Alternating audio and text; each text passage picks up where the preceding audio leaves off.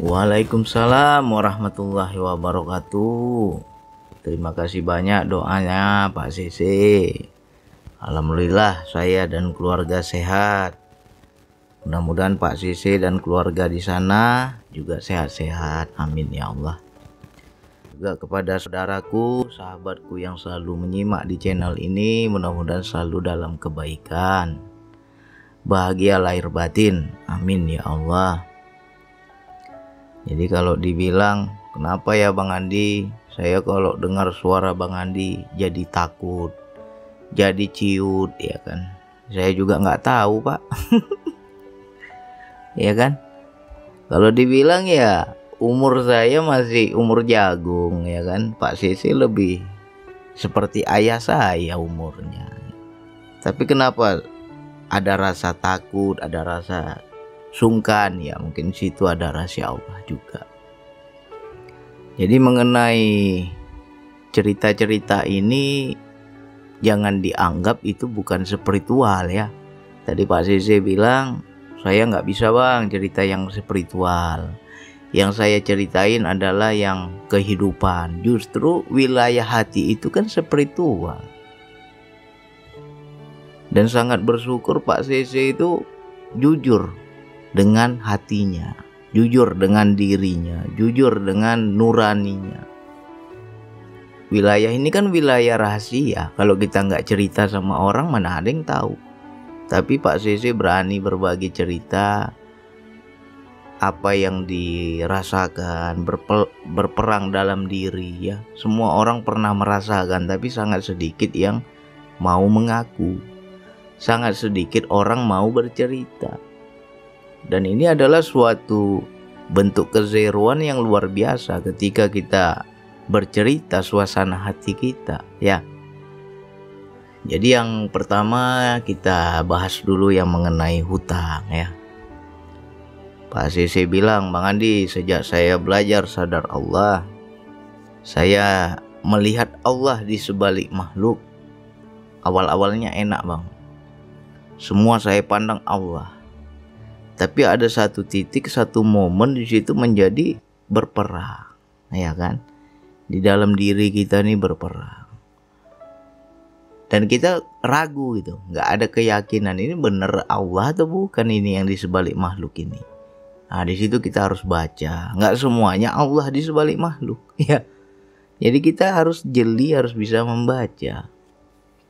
Kalau kita melihat Allah di sebalik makhluk ini kan tadi ada dua cerita. Cerita yang pertama temennya minta utangan ya. Udah dikasih hutang, besok ngutang lagi sampai berkali-kali dan susah membayarnya. Dan di situ kita ada rasa kecewa. Ketika kita memberi kok jadi kecewa. Ya kan? Nah di situ sebenarnya ya kita harus membaca bahwa jangan sampai kita tertipu ya. Padahal di situ nggak ada dorongan dari Allah, tapi kita menganggap itu Allah. Ya, itulah tipu daya setan yang sangat halus. Takut kita kan. Kita dimanfaatin orang, istilahnya dikadalin orang, kita juga menganggap ini Allah yang suruh ini. Masih juga kita prasangka baik. Ya, itu sejatinya kita belum paham perintah. Makanya harus baca. Ketika kita memberi bantuan, kita menolong seseorang, lalu setelah menolong itu ada rasa kecewa, ada rasa menyesal, ada rasa kok mau-maunya aku berbuat begitu. Ya sejatinya berarti di situ nggak ada dorongan Allah. Ya. Ini mengenai hutangan ya. Makanya kita harus hati-hati ya. Terkadang kita ini orangnya polos. Orangnya polos, orangnya tulus, orangnya nggak bisa lihat orang susah. Di hati kita penuh rasa iba ya kan. Kalau udah ada yang susah rasanya mau tolong aja. Tapi di satu sisi juga kita nggak diberikan kemampuan oleh Allah. Nah ketika kita memaksakan kehendak, Bang ada yang minjem bang, ada yang minta utang bang. Tapi untuk saya aja rasanya nggak kuat, saya nggak mampu, saya juga kurang. Lalu kita karena lebih terjebak dengan rasa iba itu, kita bantu juga, kita berikan juga utangan. Padahal kita udah tahu karakter orang ini susah membayar utang, tapi kita kalah oleh rasa iba. Nah di situ sejatinya ya kita terbujuk nafsu. Ya, akhirnya apa? Kita tolong, setelah menolong jadi susah hati. Jadi kita tidak bahagia, tidak happy, kita kok ada rasa nyesal ya. Makanya kita harus hati-hati. Jadi hati-hatinya yang seperti apa bang? Hati-hatinya begini. Terkadang niat baik kita itu disalahartikan oleh orang. Ya. Kita baik, kita sering menolong orang, kita sering membantu orang. Apalagi kalau ada orang-orang terdekat itu minjem ke kita mudah. Kalau dia minjem ke tempat lain, ngutang ke tempat lain susah dia dapat. Tapi ketika datang kepada kita, ya kita iyakan gitu, dapat. Nah jadi jangan sampai karena dia menganggap kita ini orang baik, dia memanfaatkan kita. Ya, disitulah terjadi yang namanya berhutang berkali-kali, walaupun dia susah bayarnya. Jadi menyikapi orang yang seperti ini bagaimana bang? Kalau seandainya dia sudah susah membayar hutang, ya, misalnya ngutang sekali, oh lancar, dibayar ya tepat waktu. Besok ngutang lagi nih, lancar lagi. Nah, ketiga kali sampai seterusnya sudah susah dia membayar. Ngutang susah bayar, ngutang menghindar, ngutang lagi kalau nggak ditanyain nggak mau dia bayar. Kalau seperti itu ya jangan kita kasih lagi ya. Makanya kita jangan selalu ketika ada orang yang bukan kita belajar pelit ya. Kita nggak boleh pelit, tapi kita lihat keadaan, baca. Dia berhutang memang dia butuh atau karena nafsunya. Nah, kita harus tembus itu. Ada saudara kita, ya. Kita lihat ini antara kebutuhannya dengan kesanggupannya membayar hutang seimbang nggak? Ya. Misalkan orang ini gajinya kecil, pendapatannya kecil, tapi dia ngutang dengan kita dalam jumlah besar. Nah kita harus baca ke situ, bisa nggak dia bayar ini? Ya, kita belajarlah dari kita kredit bank lah. Kenapa ketika kita kredit bank mengambil KPR, mengambil rumah, ya di situ harus ada slip gaji. Di situ kan sebenarnya ada ilmunya juga. Pihak bank itu melihat, membaca apakah kita punya kesanggupan untuk menyicil. Ya, misalnya kita ada kredit gitu ya. Kredit rumah, KPR rumah ya kan. Kan disesuaikan tuh. Kalau memang ada kesanggupan untuk membayar, pasti kita diiyakan ya, disetujui. Nah, begitu juga kita kepada tetangga kita, kepada teman kita. Ketika dia meminjam dalam jumlah besar, ya kita harus lihat kira-kira dia mampu nggak membayar. Jangan sampai kita berbuat baik tapi kita jadi dosa. Banyak orang seperti itu. Niat pertama dia menolong karena kasihan. Setelah udah ditolong, setelah udah diberi hutangan, orang yang berhutang tidak tahu diri. Ya.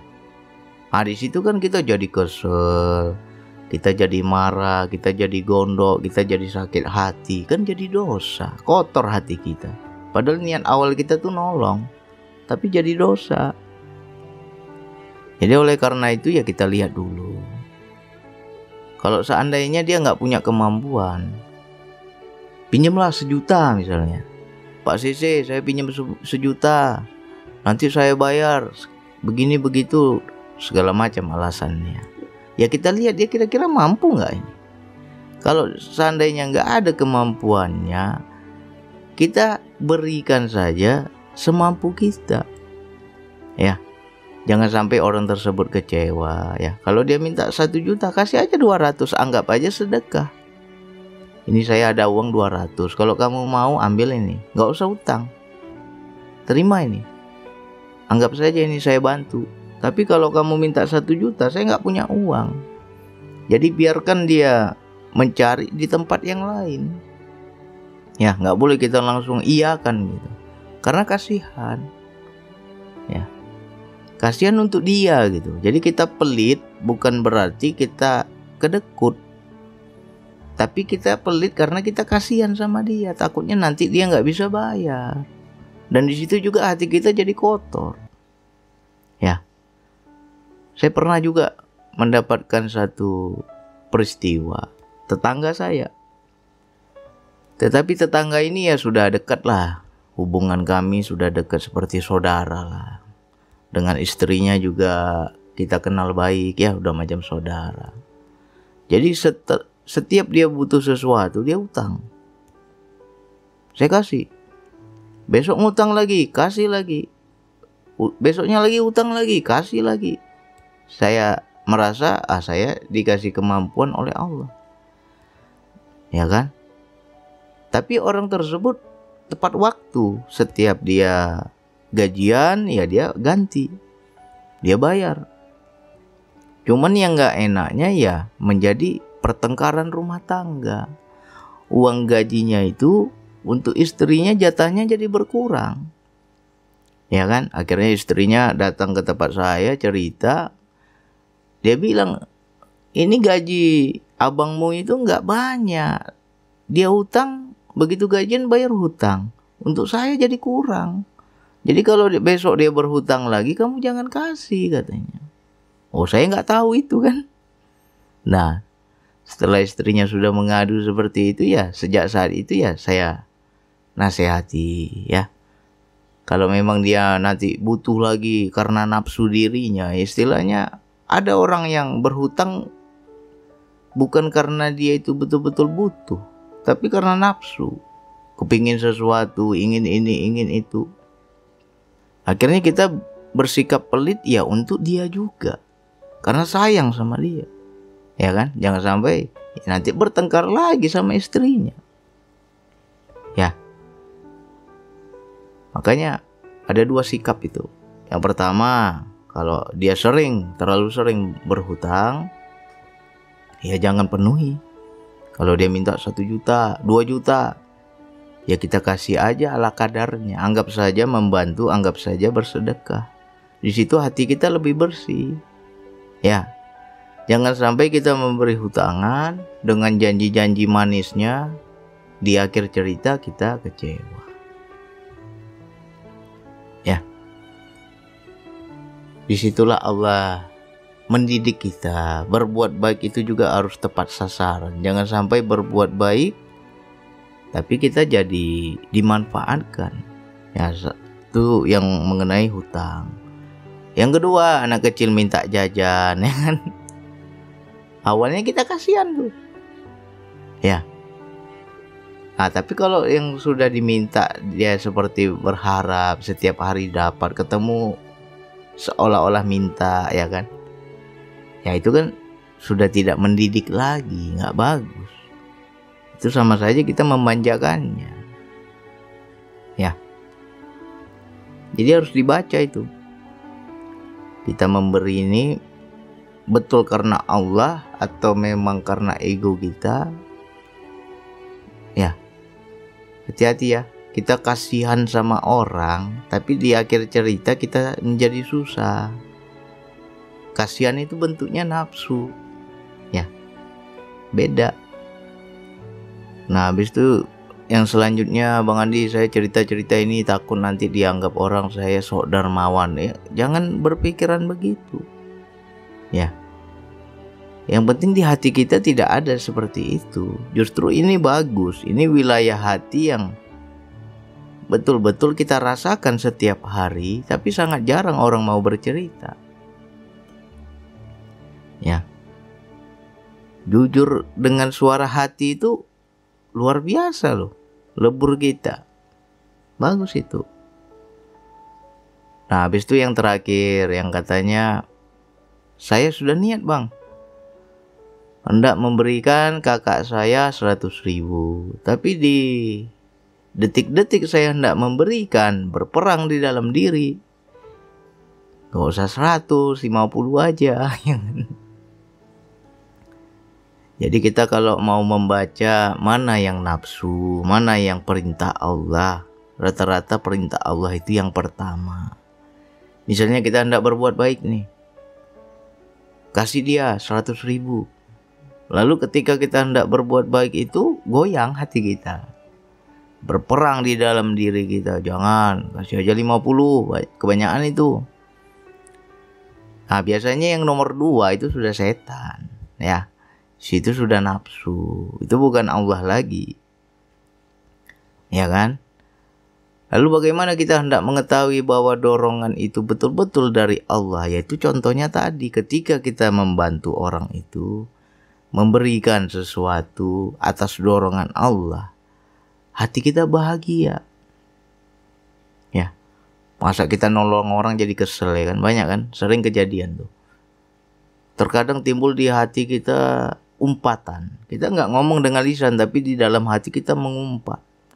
Dasar kau nggak tahu diri, kau udah ditolong nggak tahu ditolong. Sudah saya kasih sekian, kau juga nggak pernah bersyukur. Nah di hati itu kita gondok itu, kan jadi dosa, ya kan?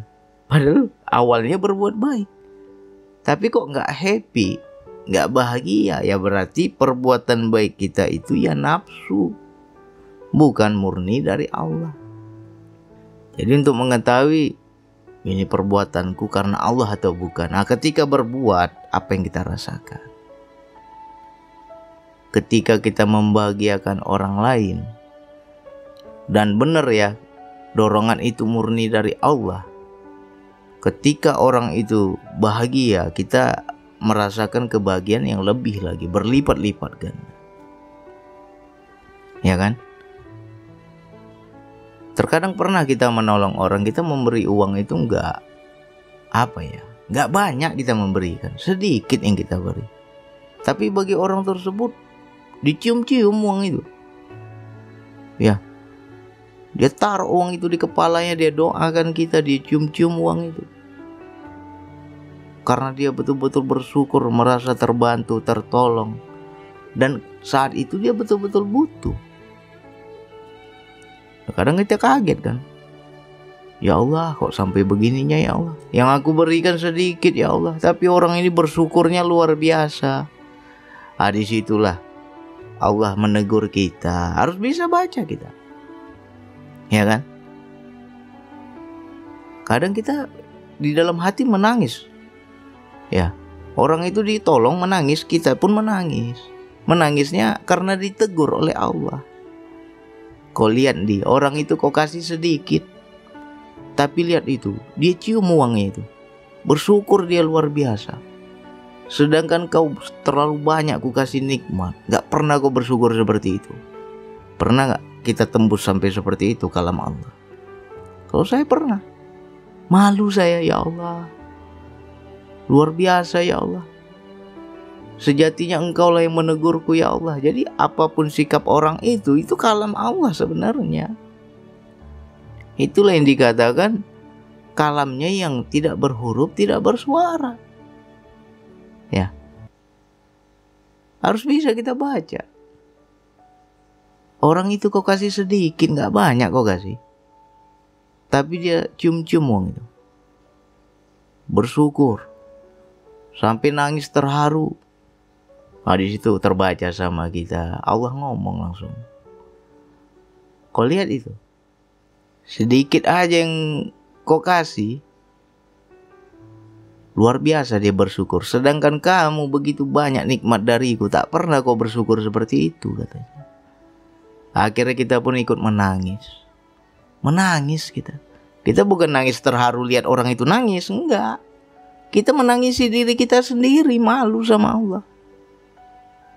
Ya, akhirnya timbul rasa bahagia, lapang dada kita ketika kita memudahkan orang lain, ya kan? Dan kita menolong itu, ya Allah, ternyata benar ya Allah, Engkau maha tahu ya Allah. Kok bisa-bisanya ketika aku menolong orang ini, dan orang ini memang lagi butuh, padahal terkadang orang itu nggak ngomong dia butuh. Dia nggak menampakkan dia butuh. Dan kita nggak tahu dia butuh. Tapi ketika kita tolong, di situ baru dia cerita, aku memang lagi butuh. Bersyukur dia kan. Macam kakaknya tadi, dikasih 100.000 sampai menangis, sampai bersyukur. Dan kita pun jadi bahagia. Itu pertanda kita menolong memang benar karena Allah, bukan karena nafsu diri kita ya. Jadi bagaimana bang kita bisa membaca sebelum berbuat?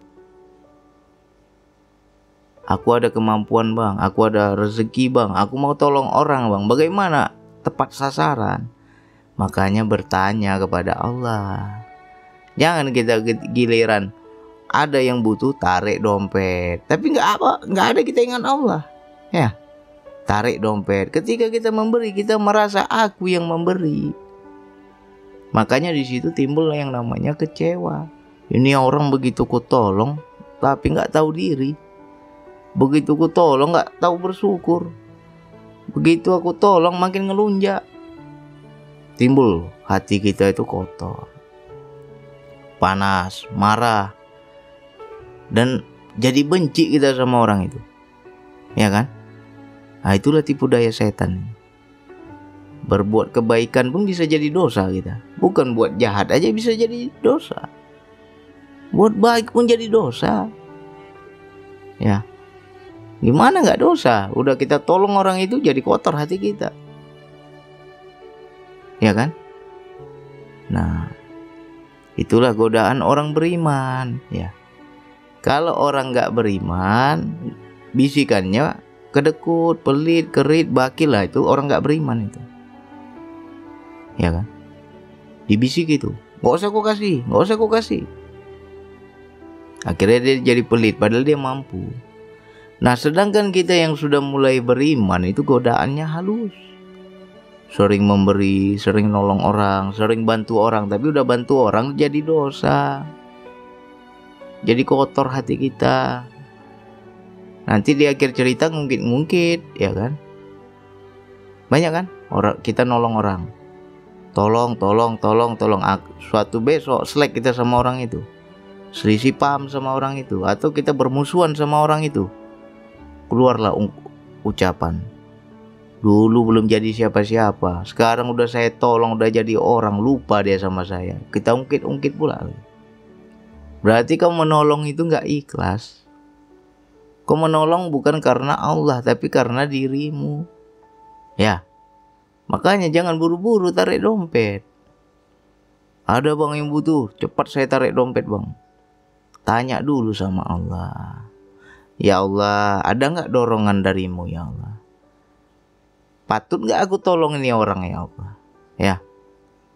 Terkadang banyak kita menolong orang, bukan orang itu makin tertolong, tapi makin terjebak, makin menderita, makin susah.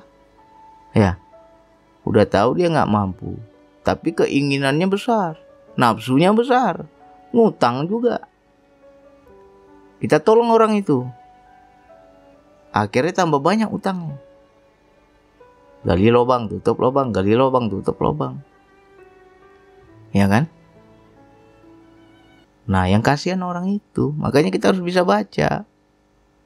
Ini kalau aku tolong, dia mampu nggak? Alasannya mengutang untuk apa? Tanya dulu.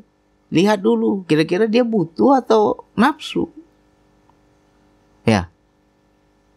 Banyak kan orang berutang itu karena nafsu, bukan karena butuh. Jadi jangan sampai kita nolong orang, dosa kita, kotor hati kita. Ya. Makanya kalau kita kira-kira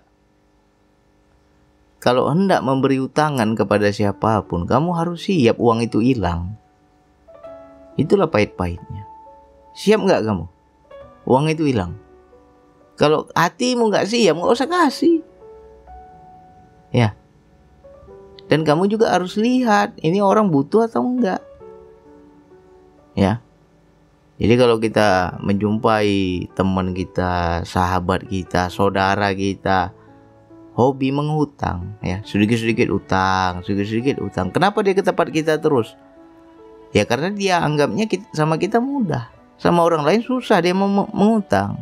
Sama kita dapat terus. Itu karena apa? Kita yang memanjakannya. Ya. Yang pertama benar dia berhutang karena butuh. Yang kedua betul berhutang karena butuh. Nah, yang ketiga selanjutnya karena udah terlalu sering dapat, dia berhutang udah karena nafsu. Nah, jangan sampai kita terjebak. Ya. Jadi mudah-mudahan wilayah ini kita bisa paham. Jangan kita bilang Allah di sebalik makhluk semuanya Allah. Enggak. Ada juga yang nafsu. Ya, baca itu. Bagaimana Bang aku mau tahu bahwa ini bukan Allah, ini nafsu? Ya ketika engkau menolong, kau ada bahagia enggak? Hatimu lapang enggak? Udah nolong orang, udah memberi hutangan kepada orang, akhirnya kita jadi kotor hati kita. Ya itu pertanda engkau memberi atau membantu karena dirimu, bukan karena Allah. Karena takut engkau dianggap tidak baik. Selama ini engkau baik. Nah ketika dia minta lagi dan ketika kamu nggak kasih, nanti dianggap kamu nggak baik. Takut kita, nama kita tercemar. Takut kita, anggapan orang kepada kita berubah. Akhirnya kita memberi, membantu karena diri kita sendiri. Ya. Nah disitulah nggak ada kebahagiaan, nggak tepat sasaran.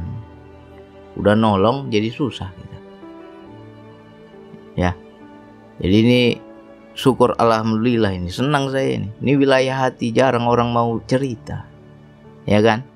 Mana orang mau cerita wilayah hatinya? Berperang dalam dirinya seperti apa? Mana ada orang mau cerita? Aib ini kan. Tapi Pak CC berani cerita begini, ya. Mudah-mudahan bisa kita ambil pelajaran bersama.